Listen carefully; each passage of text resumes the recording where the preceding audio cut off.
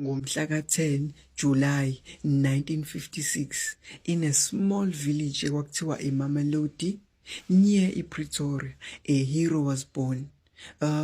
Sanibonani, ngiye ngizwe kuthiwa the truth shall set you free.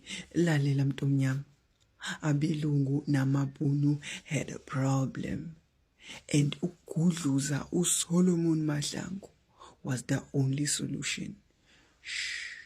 uSolomon Mahlangu wakhula under i-apartheid era. That means uSolomon wakhula bebuswa uhulumeni wobandlululo. Kubo bevele bengabantu abe-ANC.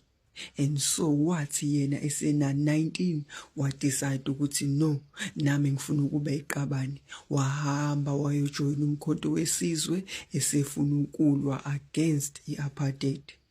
Waqala wabudumedume, and by the time kushaya u-1976 kwenzeka iSoweto uprising, wayesevele esiyaziwa uSolomon Mahlangu ukuthi uyiqhawe and akasabe lutho.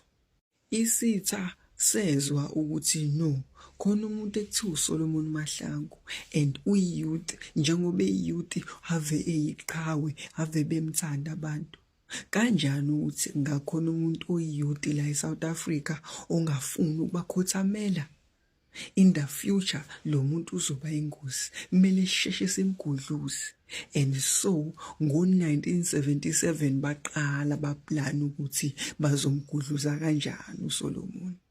Inkinga yesitha is that sasiney'mpimpi kwi-ANC party, IFP party nakumkhonto wesizwe.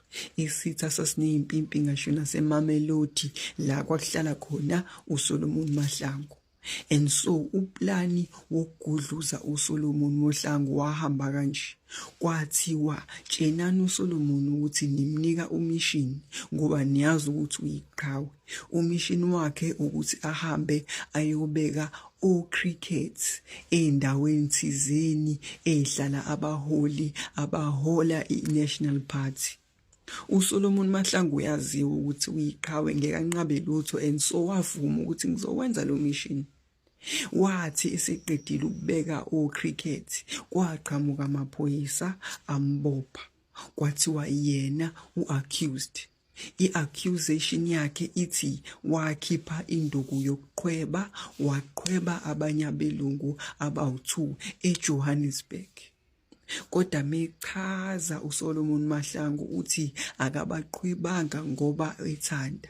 Ibona abakhipha induku zokuqhweba bafuna